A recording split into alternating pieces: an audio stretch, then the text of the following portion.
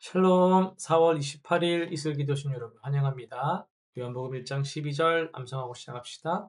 영접하는 자 곧 그 이름을 믿는 자들에게는 하나님의 자녀가 되는 권세를 주셨으니. 한 번 더 합니다. 영접하는 자 곧 그 이름을 믿는 자들에게는 하나님의 자녀가 되는 권세를 주셨으니. 아멘. 예, 오늘부터는 시편으로 들어가는데요. 시편 1편부터 8편까지를 통독하게 됩니다. 해설하기에 앞서서 왜 이 지점에서 시편인가 이걸 좀 설명을 드리려고 하는데요. 연대기 성경 통독을 지금까지 따라 오셨다면은 우리가 지금까지 걸어온 여정이 참 풍성했거든요. 순서대로 창세기부터 쭉 오다가 사무엘 상하에서 다윗의 생애에 연결된 시편들을 함께 살폈었고요. 또 솔로몬의 시대를 배경으로 잠언, 아가, 전도서까지 우리가 읽었거든요.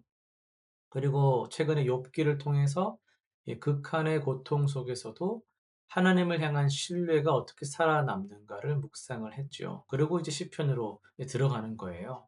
이 시편은 모세부터 포로 귀환 이후까지 수백 년에 걸쳐 기록된 이스라엘 신앙 일지 같은 거죠. 150편 중 일부는 사무엘 본문과 함께 이미 살펴본 적이 있고요. 이제 이 시편 전체를 하나의 신앙 책으로 읽는 건데요. 특히 시편 1편과 2편은 시편 전체의 서론으로 기능을 하고 있습니다. 음, 1편 같은 경우는 유명하죠. 복 있는 삶이란 무엇인가? 그리고 메시아 왕이 누구인가? 2편. 이 두 질문이 시편 150편 전체를 관통하는 신학적인 기둥이에요.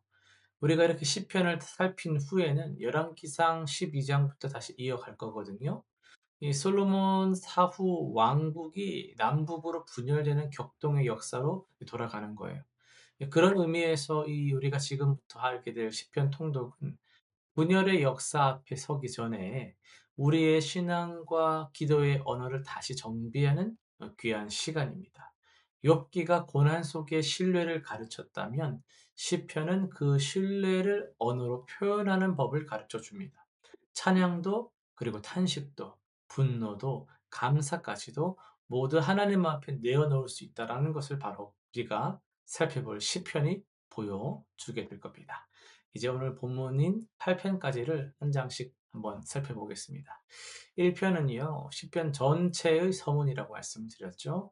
복 있는으로 번역된 히브리어 아슈레라는 건요, 복수형인데 복들이 쏟아지는 자라는 넘치는 의미를 담고 있습니다. 주목할 것은 이 악인의 길이 꾀에서 길, 그리고 자리, 이걸로 생각에서 조금 길로 자리까지로 점점 깊어진다라는 구조거든요. 처음엔 생각으로, 그 다음에 행동으로, 그 다음엔 정체성이 되는 거죠. 반면 의인은 율법을 즐거워하며 묵상합니다. 시냇가 나무가 마르지 않는 이유는 뿌리가 물에 닿아 있기 때문입니다. 하나님의 말씀에 연결된 삶이 그 뿌리죠. 이 시편이 시편집 첫머리에 놓인 것은 의도적인 거예요. 어떤 사람이 복 있는 사람인가라는 질문이 시편 전체를 여는 핵심 질문이기 때문입니다. 2편입니다. 메시아 시편이라고 하는데요. 열방이 하나님과 그의 기름 부음 받은 자를 대적하지만 하늘에 계신 분은 그들을 웃으시죠. 어, 하나님은 이미 시온에 자신의 왕을 세우셨고 그를 내 아들로 선언하십니다. 신약은 이 구절을 예수님의 세례와 부활에 연결을 합니다. 마지막 절에 그의 아들에게 입맞추라. 이것은 항복이 아니라 경배의 초청입니다. 눈여겨볼 것은 이 시편이 복 있도다 이렇게 끝난다라는 점이에요. 시편 1편에 복 있는 자와 2편 마지막에 복이 있도다는 의도적인 연결인데요. 복의 출발, 말씀 묵상하는 것과 복의 완성, 메시아께 나아감이 함께 시편의 문을 열고 닫는 겁니다. 그리고 이제 3편으로 넘어갑니다. 표제를 보시면 배경을 알려줍니다. 압살롬을 피할 때 아들에게 배신당하고 예루살렘을 떠나 도망치는 다윗의 절박한 상황이죠. 가장 아팠을 말은 2절에 그는 하나님께 구원을 받지 못한다는 조롱이었을 겁니다. 그러나 다윗은 여호와를 방패요 머리를 드시는 자로 고백합니다. 이 시편의 백미는 5절입니다. 내가 누워 자고 깨었으니 사방이 원수로 둘러싸인 상황에서 잠을 잤다는 것. 이것이 신뢰가 만들어내는 평안입니다. 상황이 해결되어 평안한 것이 아니라 여호와가 붙드시기 때문에 평안한 겁니다. 4편으로 갑시다. 저녁의 기도로 시편 3편 아침 상황과 짝을 이루고 있습니다. 고난 중에도 다윗은 내 의의 하나님이라고 불러요. 하나님의 의로우심 자체가 자신의 근거라는 고백입니다. 4절에서 너희는 떨며 범죄하지 말지어다에서 떨며라는 건요. 이 좀 격동하다, 분노하다에 가까운 표현이거든요. 그러니까 사도 바울은 이 표현을 에베소서 4장 26절에 인용해가지고 분을 내어도 죄를 짓지 말라고 말을 하잖아요. 이 시편의 핵심은 이제 7절입니다. 주께서 내 마음에 두신 기쁨은 곡식과 새 포도주가 풍성할 때보다 더하니이다. 외적 풍요보다 하나님이 심어주신 내적 기쁨이 더 크다는 고백. 물질적 결핍 속에서 나온 말이기 때문에 더 빛나는 고백입니다. 5편으로 갑니다. 아침에 드리는 기도입니다. 3절에 나와 있죠. 예, 다윗은 자신과 음, 원수의 차이를 하나님의 집에 들어갈 수 있는가의 문제로 보고 있습니다. 악인은 하나님 앞에 설 수 없지만 다윗은 주의 풍성한 사랑을 힘입어 나아갑니다. 사랑으로 번역된 히브리어 이 헤세드는요, 이 계약적 신실함과 변치 않는 사랑이 결합된 단어예요. 그런데 9절에 그들의 목구멍은 열린 무덤 같고 이것을 바울은 로마서 3장에서 인용해가지고 모든 인간의 죄성을 설명했습니다. 다윗이 묘사한 원수의 모습이 사실은 은혜 없는 우리 모두의 모습이라는 것. 이 자각이 헤세드라는 것을 더욱더 소중하게 만드는 것이죠. 6편으로 갑니다. 시편에 처음 등장하는 이제 탄원시예요. 몸의 수척함, 뼈의 떨림, 그리고 영혼의 고통을 여과 없이 쏟아냅니다. 여호와여 어느 때까지입니까? 라는 질문은 시편 전체에서 반복될 탄식의 언어입니다. 이 시편이 가르쳐 주는 것은 고통을 신앙의 언어로 하나님 앞에 가져가는 것이 허용될 뿐 아니라 권장된다라는 거예요. 그리고 8절에서 전환이 일어납니다. 여호와께서 내 울음소리를 들으셨도다. 아직 상황이 바뀌지 않았습니다. 그러나 들으심을 확신하는 순간 기도가 달라지는 거예요. 응답보다 들으심을 먼저 확신하는 것. 이것이 시편이 가르치는 기도입니다. 7편입니다. 표제를 보시면 시가요이 나오는데요. 시가요는 이 격렬한 감정의 노래를 가리키는 용어입니다. 다윗은 부당한 고발을 당한 상황에서 하나님께 자신의 무죄를 호소합니다. 이 시편의 신학적인 핵심은 하나님은 의로우신 재판장이시다라는 고백입니다. 15절과 16절은 악의 자기 귀결성을 보여줘요. 웅덩이를 파는 자가 자기가 만든 함정에 빠집니다. 재앙이 자기 머리로 돌아와요. 다윗은 복수를 직접 실행하지 않고 하나님의 법정에 맡깁니다. 억울함을 인간의 방식으로 해결하려 하지 않고 하나님 앞에 가져가는 것. 이것이 신앙인의 응답 방식이라고 할 수 있죠. 그리고 8편입니다. 오늘 분량이 좀 많은 것 같아서 제가 더 말하는데 부담이 되네요. 8편입니다. 창조의 광대함 앞에 서서 인간의 자리를 묻는 시편인데요. 여호와 우리 주여 이렇게 시작하고 끝나는 수미상관 구조가 이 시편 전체를 하나님의 이름으로 감싸고 있습니다. 5절에서 하나님보다 조금 못하게 해서 하나님은 히브리어로 이제 그 엘로힘이며 70이며 그 헬라어로 바꾼 번역한 70인역은 이를 천사들로도 번역을 했어요. 히브리서 2장 6절에서 9절을 보시면은 이 구절을 예수 그리스도께 적용을 합니다.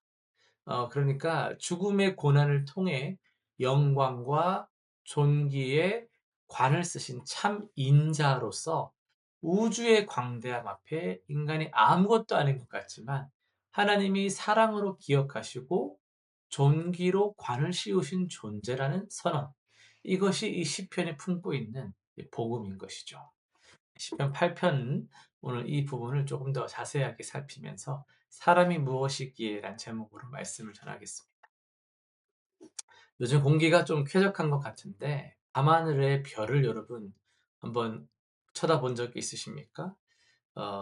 빛공해가 없는 어두운 곳에서 수천 개의 별이 쏟아지는 하늘을 바라보면 사람은 어떨까요? 자연스럽게 작아지는 느낌을 받지 않을까요? 우리가 딛고 서 있는 이 지구는 이 태양계 안에서도 작은 점에 불과하고 태양계는 은하계의 변방에 자리 잡고 있으며 은하계는 또 수천억 개의 은하들 중에 하나거든요. 그래서 이 크다 싶지만은 사실 너무 작고 작은 거란 말이죠. 여러분 이런 것을 알고 이런 광대함 앞에 우리가 딱 서게 되면 '내가 무엇인가?'라는 질문이 자연스럽게 올라올 겁니다. 고대 근동의 목동이었던 다윗도 밤마다 그 하늘 아래에서 똑같은 질문을 했던 거죠.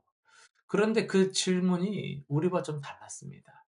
사람이 무엇이기에 주께서 그를 생각하시며 이 다윗의 경의는 우주의 크기 자체가 아니라 그 광대한 우주를 만드신 하나님이 도대체 왜 자꾸 보잘것없는 인간을 돌아보시는가에 있었던 것이죠.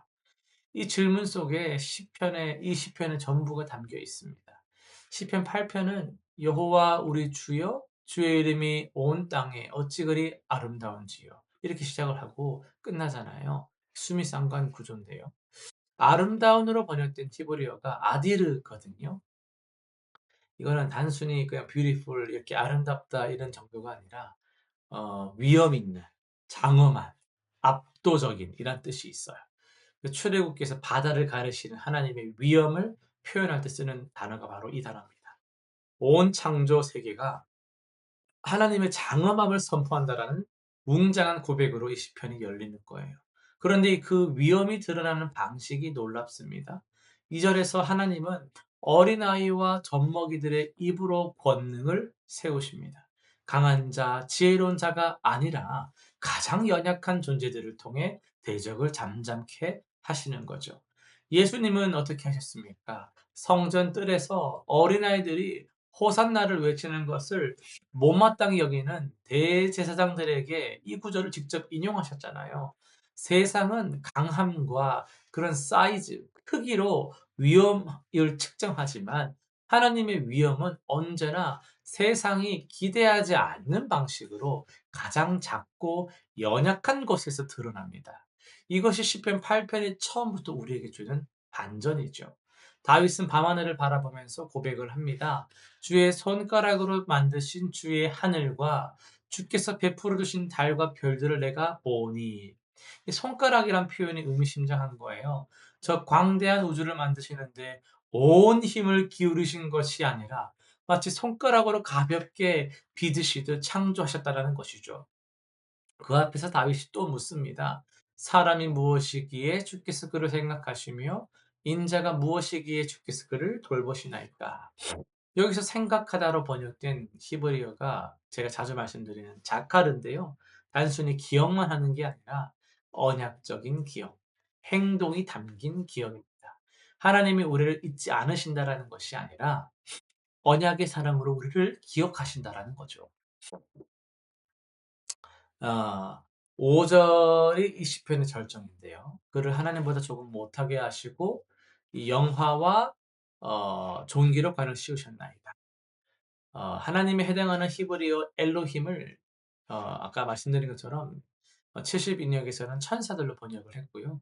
히브리서 기자는 이 번역을 인용하면서 놀라운 선언을 합니다. 오직 우리가 천사들보다 잠시 동안 못하게 하심을 받은 자, 곧 죽음의 고난 받으심으로 말미암아 영광과 존귀로 관을 쓰신 예수를 보니라고 히브리서 2장 9절에서 기록하거든요. 다윗이 노래한 인간의 존귀함이 예수님 안에서 완전히 성취되는 거죠. 타락한 인간은 본래의 자리를 잃어버렸습니다. 창조 때 부여받은 영화와 존귀, 만물을 다스리는 청지기의 사명, 그것을 죄로 인해 감당하지 못하게 된 거예요. 그러나 예수님은 참 인간으로 오셔서 그 자리를 회복하셨습니다. 죽음의 고난을 통해 부활로 영광과 존귀의 관을 쓰심으로 우리가 잃어버린 자리를 되찾으셨어요. 그리고 우리는 그분 안에서 그 존귀함을 다시 입게 됩니다. 여러분, 이 시편은 우리에게 두 가지를 동시에 선언하는 거죠. 우리는 아무것도 아닙니다. 우주의 광대함 앞에서 하나님의 거룩하심 앞에서 우리는 티끌인 것이죠. 그러나 동시에 하나님은 그 티끌 같은 우리를 언약의 사랑으로 기억하시고 영화와 존귀로 관을 씌우셨습니다. 이 두 가지가 함께 있을 때 건강한 자아상이 형성이 되는 거예요. 자신을 너무 크게 막 여기는 교만도, 내 같은 것이 뭐라면서 무가치하게 여기는 열등감도 둘 다 이 진실 앞에서 녹아지는 거죠. 우리의 존귀함은 우리 안에서 나오는 것이 아니라 하나님이 사랑으로 부여하신 것이고 예수님 안에서 완전히 회복된 것이죠. 오늘 우리가 할 수 있는 것은 다윗처럼 이 은혜 앞에 고개를 들고 고백하는 것입니다. 여호와 우리 주여, 주의 이름이 온 땅에 어찌 그리 아름다운지요라고 말이죠. 실천사항 세 가지 한번 정리하겠습니다. 오늘 밤 잠시 하늘을 바라보면서 여러분 시편 8편 한번 소리내서 읽어보시겠어요? 그런 적 있으세요? 밤하늘의 별을 보면서 하늘을 바라보면서 성경을 읽어보는 시간. 창조의 광대함과 나를 돌보시는 하나님의 사랑을 함께 느껴보시길 바랍니다.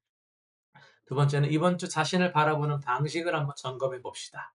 하나님이 영화와 존귀로 관을 씌우신 존재로 나를 대하고 있는지 아니면 또 무가치하게 여기고 있는지를 솔직하게 한번 돌아보시기 바랍니다. 세 번째는요, 하나님이 맡기신 청지기의 자리를 생각하면서 내 일상의 작은 영역, 가정, 직장, 관계에서 하나님의 형상으로 사는 게 무엇인지를 한 가지씩 구체적으로 실천해 보시길 바랍니다. 오늘 좀 말씀이 길었는데요. 또 이 말씀 속에서 은혜를 누리시길 바라면서 기도하고 마치겠습니다.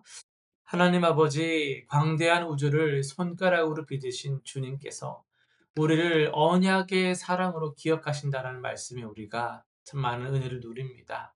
스스로를 작고 무가치하게 여겼던 날들을 용서하여 주옵소서. 주님 안에서 회복된 존귀함을 우리가 붙잡으며 하나님의 형상으로 이 땅을 살아가게 하여 주옵소서. 오늘 우리의 삶 전체가 주의 이름이 아름답다는 고백이 되게 하여 주옵소서. 예수님의 이름으로 기도드립니다. 아멘.